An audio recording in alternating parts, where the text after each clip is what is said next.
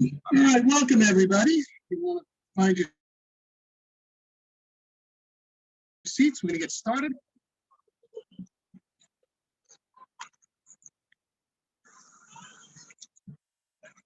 We have an absolutely beautiful night. Thank you all for coming out. Once again, I just will remind everybody that if you, this thing's going down. We have lots of refreshments in the back. We have books for sale by our authors, and the 50-25-25. If you need to use the facilities right across the street at the fire district. I don't see the president of Kiwanis here, so I don't know that anybody wants to come and say a few words. If they do, just grab me and we'll do it in between. We especially want to thank our sponsors. Everybody should have a program. Anybody need a program? Okay, so we got some programs in the back there. If you, Ange over here, we got people that need programs. They'll come around. I especially ask you to look at the back. We have our premium sponsors, our sponsors, and our program patrons. These very generous people have helped us raise money year in and year out, especially this year. We appreciate it. The funds are being divided between Oceanside Kiwanis Foundation and the Friends of the Oceanside Library, and that we use for wonderful projects within the community and also reaching out beyond just our community. And so we're going to get started here as we continue with our 17th season. And first up is a good friend of the Gazebo. She's been with us here before, coming from the wilds of Suffolk County, Lisa James.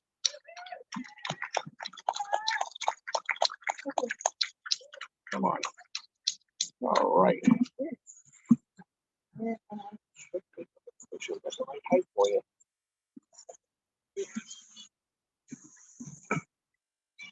Thank you. Everyone can hear me good. Hi. I wish to thank the Oceanside Kiwanis and the Oceanside Public Library and Tony Savino for this opportunity. I'm reading from a new book I've published called The Ties That Bind. And I'm going to focus on poems from the last section, which bunch of family poems I've written, and the idea that you often don't really understand what's going on in your family until you yourself are middle-aged. My parents are both gone. My dad just passed a couple of years ago at 91. My mom's been gone for decades. My sister is still with us. And I said, if you don't want me to publish this book, let me know. And she said, fine. So the book, like it says, The Ties That Bind, I'll have it for sale in the back. And the, excuse me, the proceeds will all go to help cat rescue. And I'm going to focus on the poems that involve my sister for this reading. And the first one is called How I Wound Up in the Basement. I'm not sure what it was like to make instrument strings all day, 5 days a week, but that's what my sister did when I was in college. I'm positive it was dirtier and hotter than the library's intense cool. My microfilm readers were swallowed by her factory's clamor. In this, she had more in common than I with the tinsmith father she defied, leaving Farmingdale High and her sister's bookish footsteps before the capping and gowning of all our parents' hopes. He, a trade school attendee, she, the first of a brood to graduate high school, unclaimed by a poor household's obligations, grandmother cleaning Manhattan hotel rooms by night to keep her American dream alive. In those years of higher education, my sister learned that money meant enveloping fatigue and early bedtimes. She asked my Manuel Smith Corona banished to the utility room for her want of sleep. I obliged, clacking term papers at midnight, youth's oblivion dimming all that lay between us.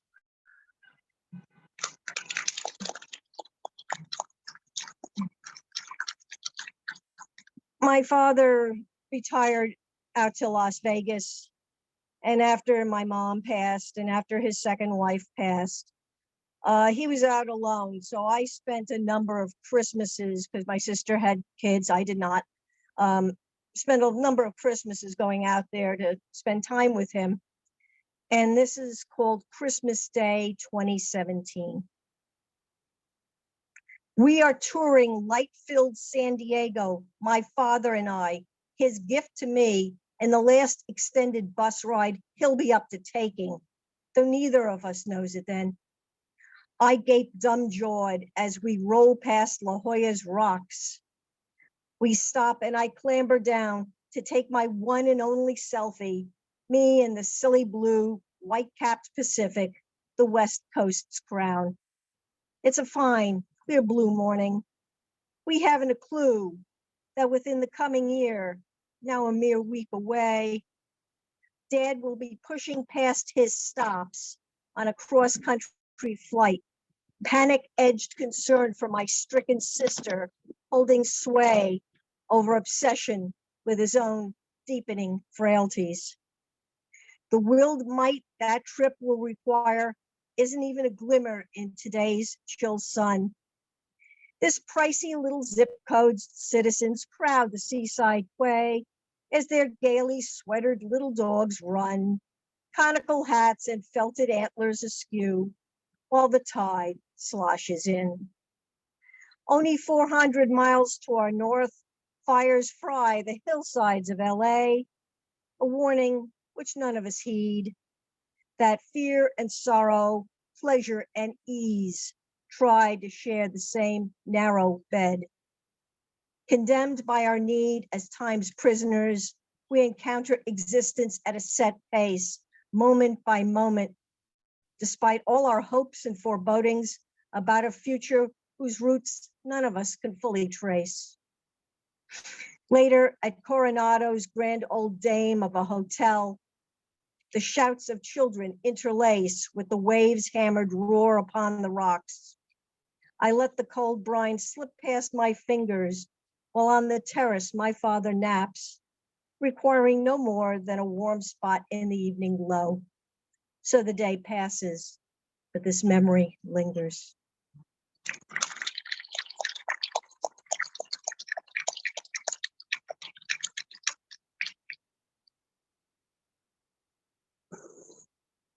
And that trip my father had to make happened several months later when my sister at age 58 had a massive stroke. This poem was written early in her hospitalization, actually in the down in the lobby. And it's called Watching the Nurses Wash My Sister in the ICU. We're just gonna clean you up, sweetie. As I told my niece, the first thing you lose in a hospital is your dignity. While these uniformed children, and isn't it the classic sign of age when the doctors and nurses all look so young, slather pink goo on my sister's shaking limbs. One tells the other of a trip to Las Vegas, where our father sleeps, as yet unaware of this new, not yet normal. A city my sister, who loves the casinos, enjoys visiting and may not see again. Between instructions and encouragement to my sister, who breathes that heavy, awful breath, the women discuss the virtues of an ICU posting versus ER, while my sister's inner workings, the parts that cannot be soaped clean, try frantically to right the damaged ship rocking upon the sea within her skull. The doctor is guardedly optimistic, shows me pooled blood rendered as a gray rose blooming upon a screen, explains our penumbra of hemorrhage has snapped off my sister's left side, a switch that may or may not snap back on. And so we enter the time of no time, when my sister's body will have to do nearly all of the heavy lifting, the rumble and hiss of her many machines notwithstanding.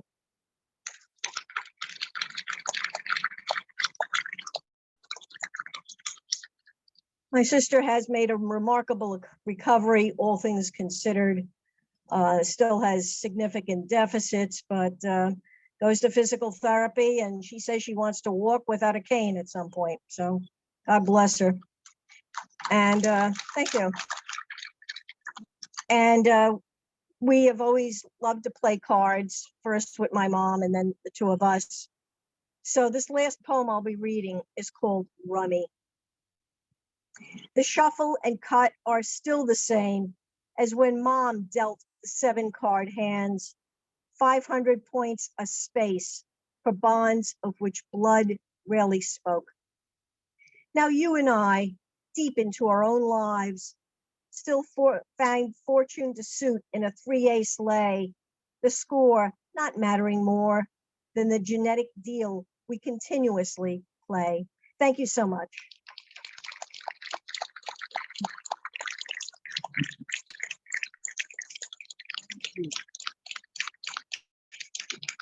Lisa James. All right, thank you very much, Lisa. All right, rolling along, we're going to bring up a great friend of the Gazebo. He's been with us, I think we figured out 16 out of the 17 years. He's a former poet laureate of Suffolk County. Ladies and gentlemen, Robert Savino.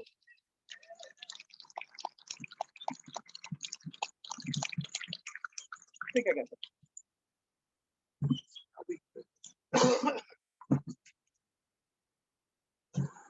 Good evening, everybody, and thank you for coming. Thank you, Tony, for 16 of these 17 years. Thank you for the Kiwanis Club for supporting this, and for the team at the back with the snacks and the raffles. Thank you. My first poem tonight is titled Ghost Ride. I took the 8:35 Babylon Express to Penn. New, clean tones of gray, blue, and green, and an electric board indicating the next stop.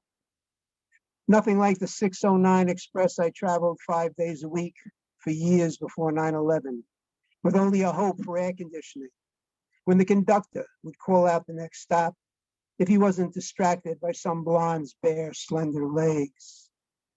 On arrival at Penn on time, there had been some beautification.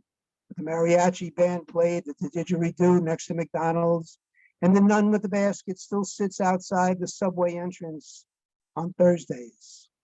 I whipped out my Metro card, not knowing if any value remained, remembering the token in retirement with Buffalo Head nickels. I passed the old nun, dropped a few bucks in her basket, and headed for the 2 and 3 Express to Chambers to transfer to one stop to the 1 and 9 to Cortland.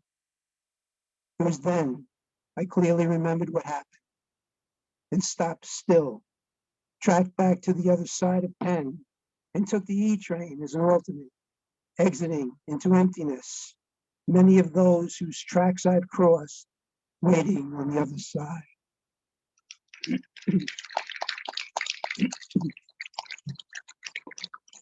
So I wouldn't feel right without coming with an Italian poem.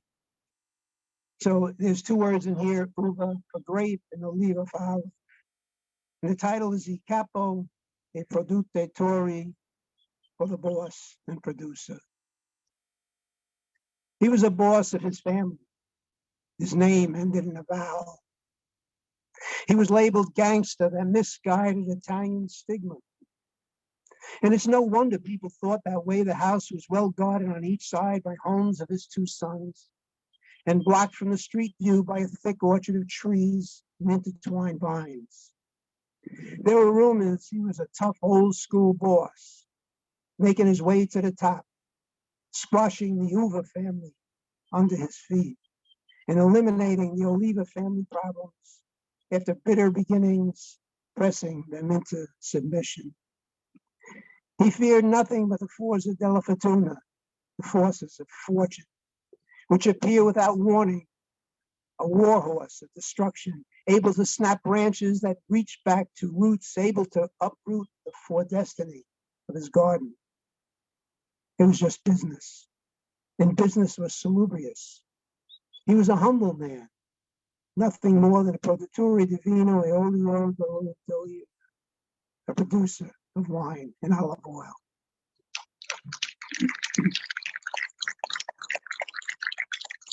Thank you.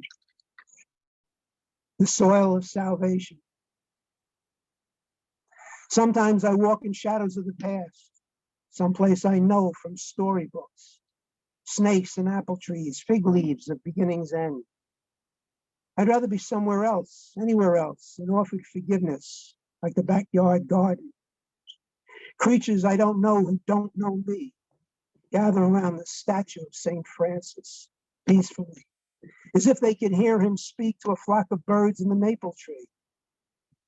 The same place my wife kneels, whispers while clearing weeds between colorful bursts of bloom and seeding the soil. She turns to the Blessed Mother, radiant as the color of the sky, hands extended into the glow of sunshine, blessing this good earth with generations of growth, memories of those that once passed through and now take place in this flower bed halo of reverence.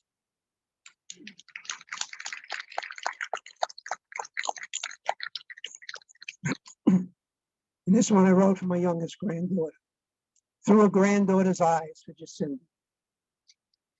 She scribbles a colorful maze with her brother's gently used pencils like those reminiscent of 60s Venus Paradise coloring numbers kit, where I first learned to draw within the lines. She has no boundaries drawing for me. Imagines a lion on the page with a black mane flowing in the wind to conceal its smile. I ask, why there no tall brown trees, gray mountains, or red brick houses? Silly pop pop, with that stuff in the way you wouldn't see the ice cream truck.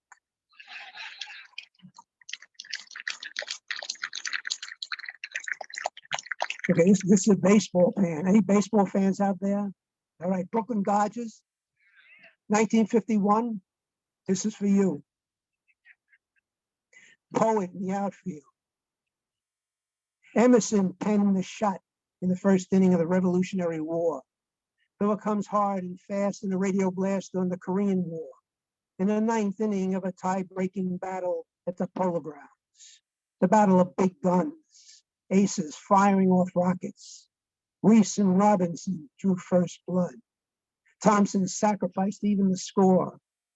In the top of the eighth, them bums gave Sal the barber a trim, taking the lead. Then Dressen's dreaded decision relieved Newcomb with Bronca. Bronca set up pitches taken by Thompson, who delivers the shot heard round the world. But what if the sign stealer didn't signal the pitch, losing the battle with his conscience? Fate might lie in the bat of the rookie, the say-hey kid, destined to be a giant heart stealer.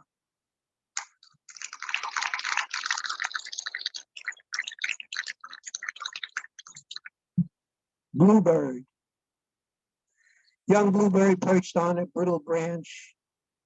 Look down at splintered twigs from your nest. I am here to support the weight until you're ready to fly.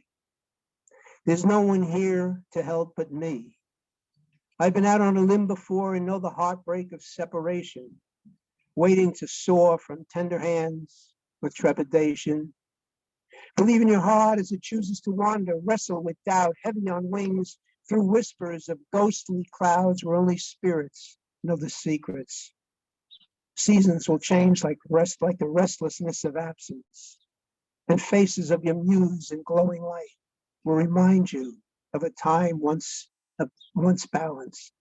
Till the moment you change course and return, well, I will be waiting amidst the shadow of trees.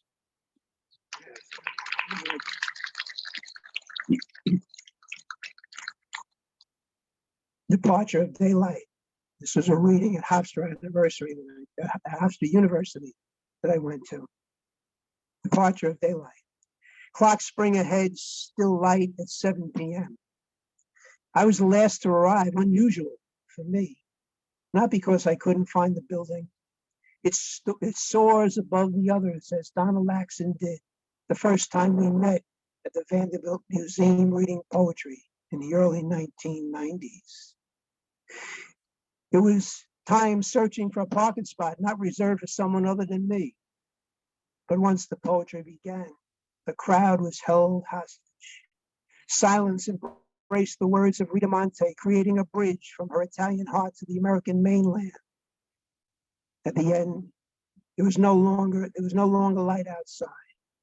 The campus was still alive with students walking between buildings without eye contact, drowning their mind in distraction, evidence of fear, of someone getting close.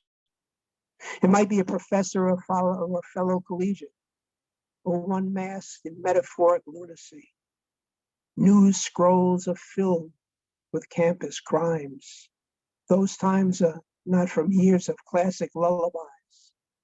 Today, danger hides within clouds of unclassified minds.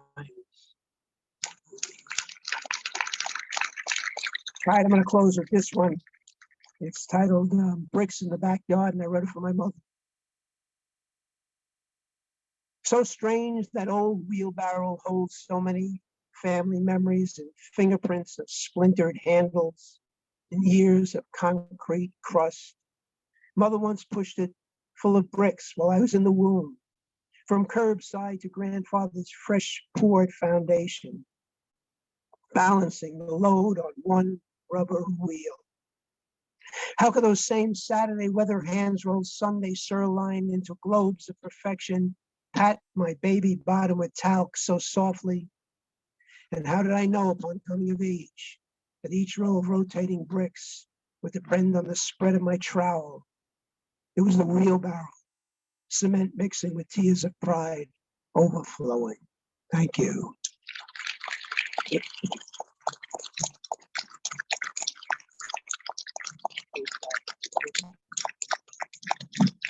Robert Savino. Okay, next week we have a great lineup again.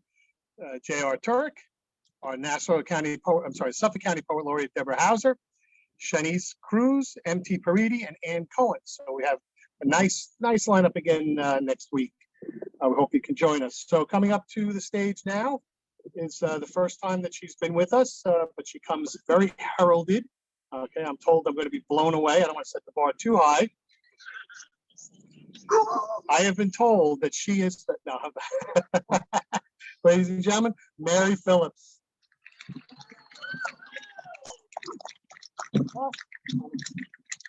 Thank you, Tony Iovino and Oceanside Public Library and the Kiwanis. And thank you everyone for coming. We could have had yesterday's weather, but we have today's. So thank you. This is my husband, Mark. He's going to be accompanying a few of the poems on guitar. And this is a poem called Love Come Down.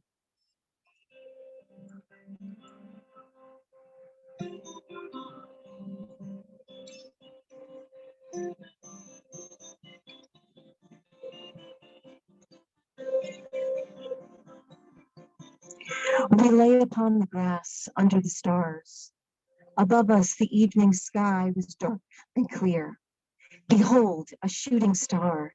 Its bright golden tail scribbled our names across the sky. It was then that we were lifted up into the rhapsody of a cobalt space, where stars uncoiled like illuminated threads, encircling us in the celestial love that God had set in motion before the foundation of the universe. Love come down.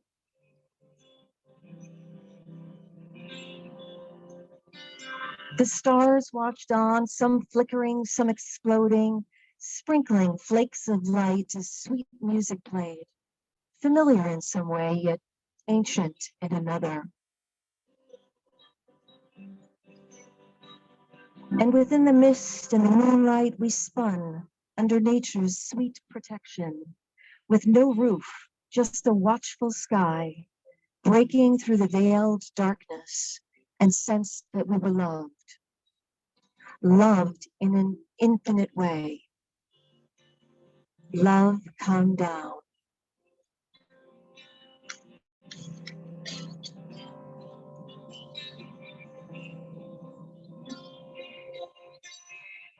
Feel him in the motion of storm.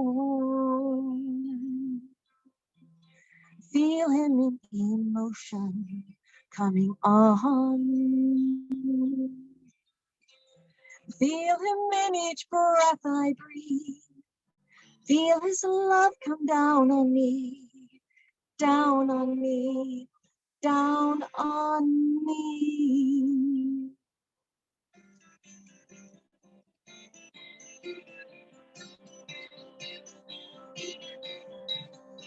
We stepped back into the world where time is not our own and expectations are like slick green moss under our feet that sometimes causes us to slip, reminding us we're never in complete control. Within the worst of times when all seems bleak and all words fail, and greatness is cut down like a grand old oak, God is still in the midst.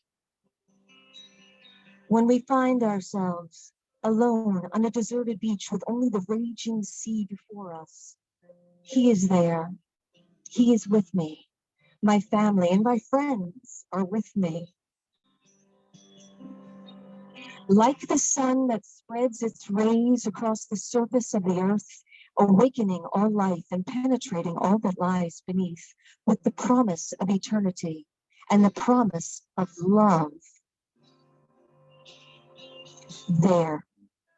There in the light of who I am and the ashes of who I was, I can still see us all together, floating like weightless flurries in the air that sometimes, from certain angles, glisten like diamonds in the sun as love comes down.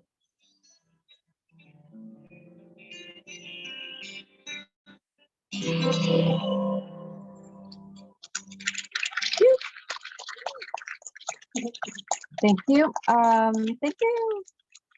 This is a poem entitled Spring Prevails.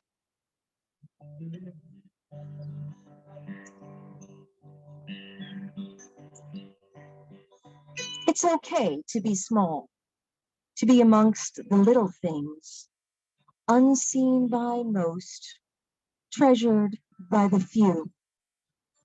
A yellow crocus emerges from the harsh and brittle ground against the backdrop of fervent blue skies.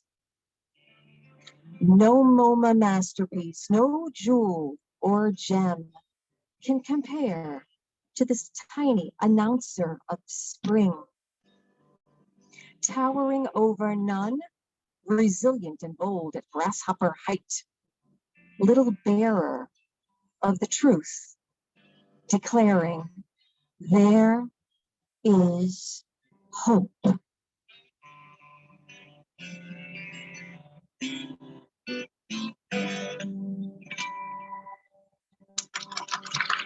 There is.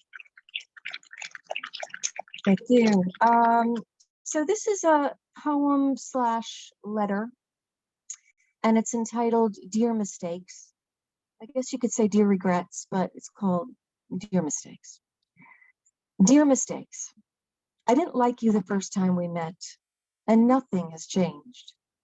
Please stop visiting me whenever you feel like it and reminding me that you exist as you become boring and frankly predictable. Everyone needs to reinvent themselves at some point, and that goes for you too. Here's an idea. Wear a costume henceforth. Maybe a costume in the form of a lesson? Yes, that's it. Dress like a lesson. That would look good on you. In fact, the next time you visit, I will make sure to only open the door if you're wearing your new lesson costume. Otherwise, you can't come in. This is my house, and these are my rules. Your former hostess, Mary.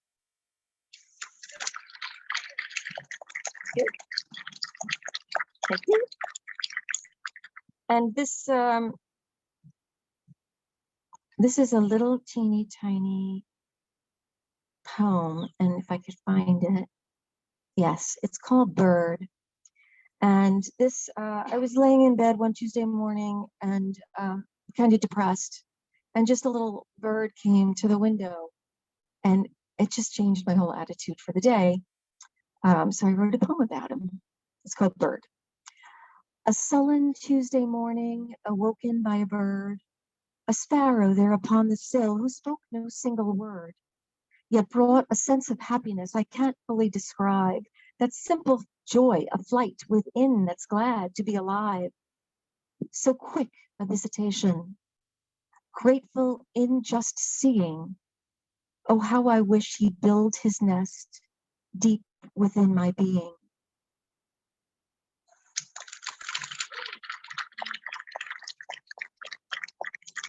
Okay, and thank you so much again for coming. This last poem is a poem about retirement, or a poem, it could be about your dream house. And I wrote it after I saw a picture of a little blue cabin on Facebook that was in the middle of a forest. And it's called Blue Cabin.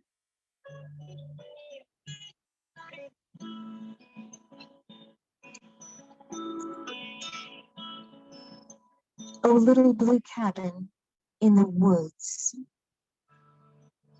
square of earth to call our own,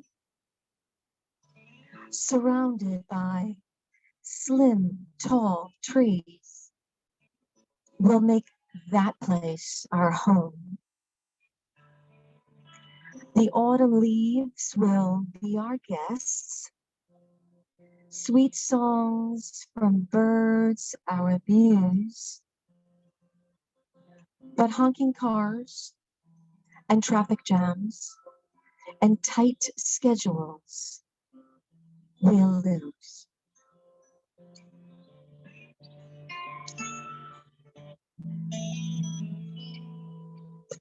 Simplicity will be our goal. The Lord, our guiding star. I'll bring my books and my coffee mug. He'll strum his old guitar. For all of us, we'll turn that page. Be grateful when we see our own blue cabin in the woods, and in our hand, the key.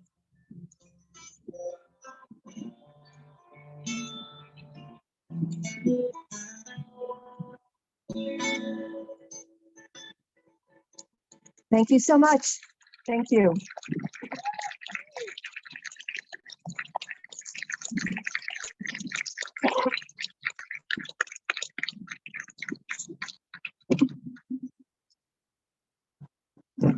Mary Phillips and Mark, thank you so much. That was really, really wonderful. I can't wait till next summer when we get you back. We're going to finish up tonight with a great friend of the Gazebo. I think he's been here all 17 years. He's an award-winning playwright and author and poet and actor, and he certainly gave us a nice imprimatur when he first started with us, when we were first starting out. Our good friend, ladies and gentlemen, Richard Vetere.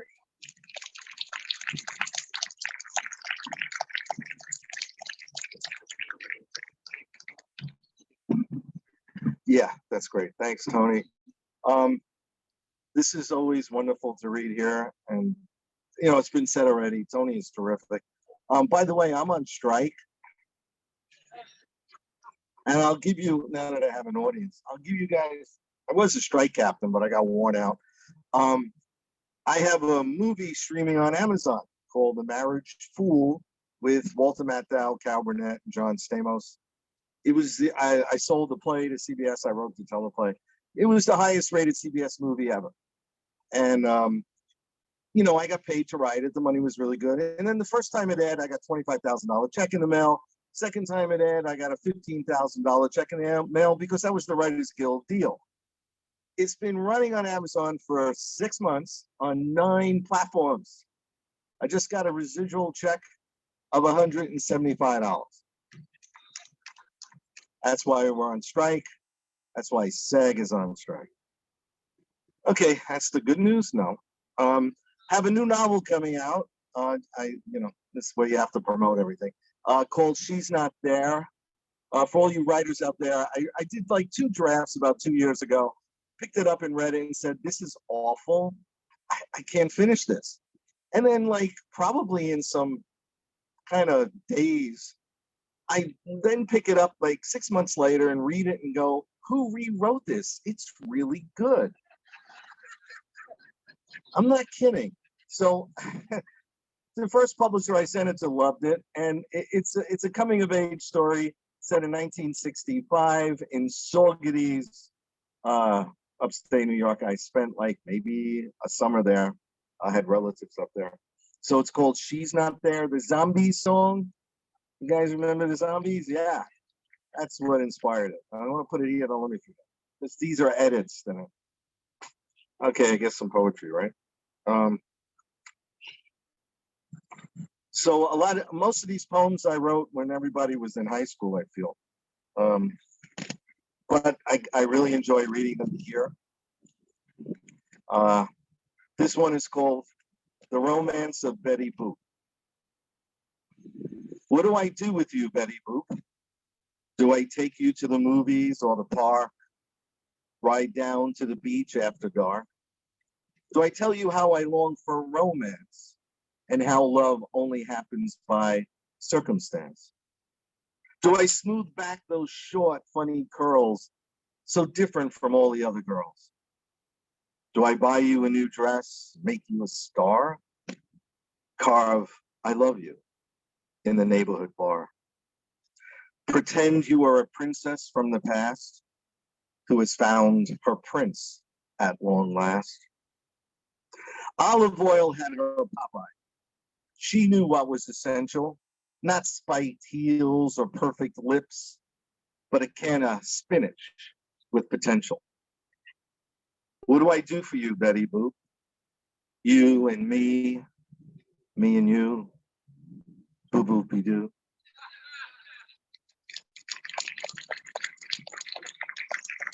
Okay, so you can see I got 2 printed pages here because these 2 poems were recently published, and to a poet, recently means a couple of years ago. Time means nothing to us poets. So this one was, both of them were published, I think, in Two Rivers Review. I got the name of that magazine right, Two Rivers. Really good stuff they published. One is called "My Father," one is called "My Mother." My father, he had a genius for having sons, tying knots, stomping his right foot when doing the cha-cha, never living more than 10 miles from where he was born, being overwhelmed with grief when his mother died. So much so that he was put in a straitjacket and institutionalized until the grief passed. Loving my mother with unconditional rectitude, shaving his paralyzed father, and sharing that story with me. My mother. She had a genius for having sons, saying little, wrestling with her parents' demons, burying the dead, never living more than 10 miles from where she was born, dying in view of where she grew up. She loved Las Vegas and Florence, Italy, equally, was dreamy-eyed every time she visited Alcatraz. Though her husband never flew anywhere, she enjoyed her seat on a jet airliner as if it were her living room. She only got ill once in her life, and that illness killed her.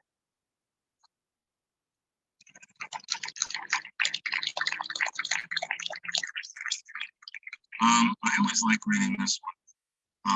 It's the name of the book. It's called "The Other Colors in a Snowstorm." I think it's my 3rd book of poetry, and it came out like 100 years ago too. The other colors in a snowstorm. Orange is a lit window in the dark, or a rooftop on the other side of the sky. The colorless sound of a dog's bark, or an oriole on a branch before it flies. There's a fireplace glowing on a hill where imagined strangers sit around and talk. I was one of them once, a long time ago, standing at an open door, watching it snow. Blue as the snow in the fields at night and the cars on the highway passing by, and the color of your eye when you flash on a light, and the moon rising in the sky. I never see much red in the winter months, except for the sun rising above my bed. Can you feel the wind as you dream? Does it matter what all the colors mean? White is the darkness that never goes away, stretching to the horizon in the middle of the night. White is the glare of 1,000 years of day, burning with the illusion of a long, lingering light. I remember you laughing as we lay in the snow, helpless as the world tilted for an afternoon. What are the other colors in a snowstorm? What moments do we choose to shed? What to mourn? The rainbow lives in a driving wind, though everyone else is tucked away safe inside. You were once right here where it all began, waiting for your clothes as they dried. I wonder who else sees only the snow, blasting through the heavy, hungry air. What separated you from me and everything else? Where do all the colors go after all the colors melt?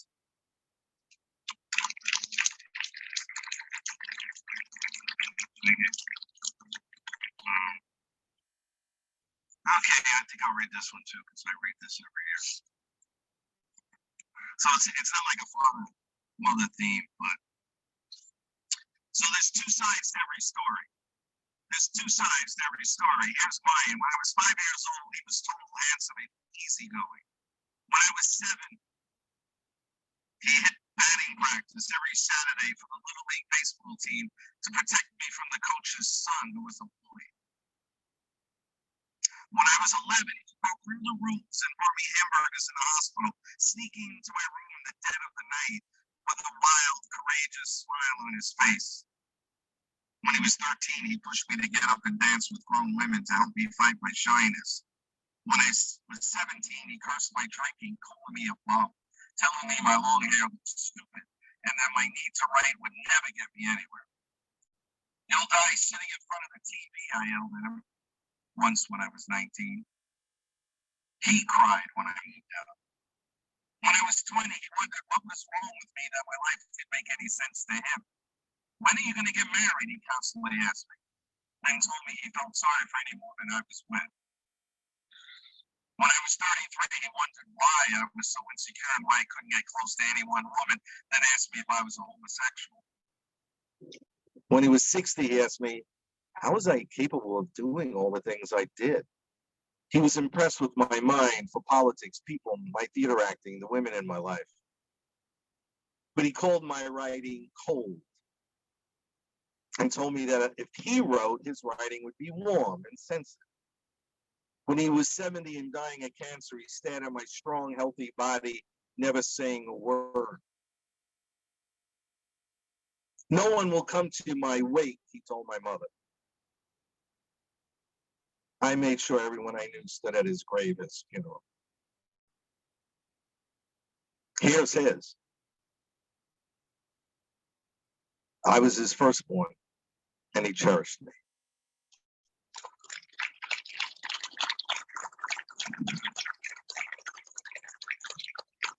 Okay, so that was always tough to read. I have no idea.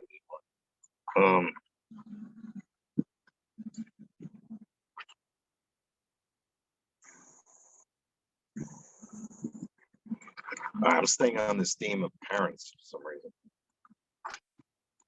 Oh no, I'll read this. When we first met, I wanted to give you my eyes, my teeth, my hands.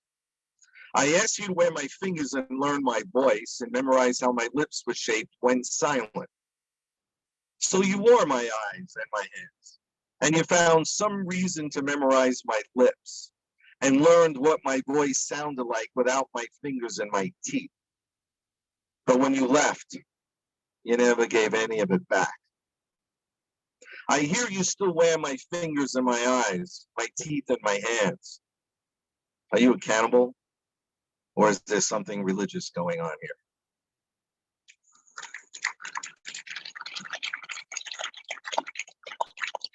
In the house my father bought, my mother lives alone. You have to see it to believe it. How when you subtract one person, another grows. Though my father painted every wall and every door in every room, he let go. I see myself in the conglomerate of memory 40 years earlier, racing in from the snow, running up the stairs, hiding in my room, ignoring them both, cursing their complacency, disowning my brothers, wishing I'd been born to someone else, until I too grew older and loved the house. Now, with a cup of tea at the window, I try and imagine 40 years from this day, amazed by a simple observation. It's the silence my father feared that my mother revels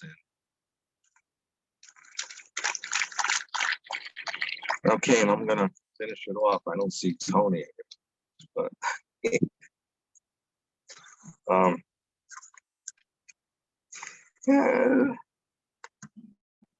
Okay, you know what? I want to read this poem. It's called a Sistina. That was an Italian poet, and he had a form. I wrote this when I was up in Columbia University for my master's, and it's A B C A B C A B C, and then it's I can't remember all of it, but this is called Sistina. So this is the last poem. A building near the sea grows large over the water. Water runs wild and swells miles out to sea. Sea-like skies drift high over beaches. Beaches stretch for years like deserts under the sun. Sun-like skies grow dark in the shadows. Shadows fall beneath the buildings like mountains. An arm in the dark is white like a mountain, where a lamplight falls and scatters like water and hides in a room your face in a shadow, tired in the dark miles under the sea. Behind the curtain crawls the heat of the sun, away from the empty walls that cages desert beaches. Up from the floor, eyes open like beaches, staring at the buildings, darkness and mountains. Out of the clouds, caught by the sun, into the needle goes life, air, and water. Water wets blood wetter than the sea, opens in love, an arm warm to the shadows. She lies in your arms, half hid by shadows. Her body is salt and white as the beaches. Her mouth breathes air wet as in the sea, as her hands fold high and rise up like mountains. Nothing in the room says you're in water, but the way the light filters in from the sun. The rooftop is wild with wind and sun as your voice runs up and over the shadows. You let out a scream like a whisper of water, afraid of the moon's endless stretch of beaches. So you give your sight to the buildings and mountains and stretch your body like the tides of the sea. Water runs wild and swells miles out to sea. Beaches stretch for years like deserts under the sun. Shadows fall beneath the buildings like mountains. Sun-like eyes grow dark in the shadows. Sea-like skies drift high over the beaches. Buildings near the sea grow large over the water. Tomorrow, you'll fall against her cellar door like water. Tied in your eyes, you'll find in the shadows mountains that loom large under the sea. Thank you, everybody.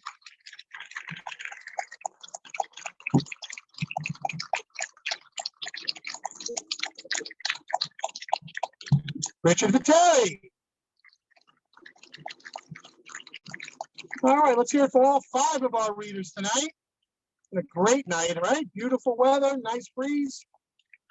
There is still material to be purchased in the back. We have CDs, I think, and books from some of our readers. So please avail yourself afterwards. Tonight's winner gets $32. And for those of you, we have some new faces here. Here's the way it works. I pull one ticket, that one wins the $32. I then pull 4 more tickets. You win nothing tonight, but you get put into our grand prize. Sophia. All right. I know who that is. Where's Bruce? There you are. Okay, good. I know where you live. Okay, O'Rourke, you go into the August drawing. You don't have to be present to win. Munchkin. Munchkin's already won once this year. He has another chance at the big one. Lara gets another chance. And I count them right. And Cone. And that's it. Thank you, everybody. We thank you so much to everybody. It was a wonderful night. We look forward to having you back again, and we'll see you again next Monday night here on the Green.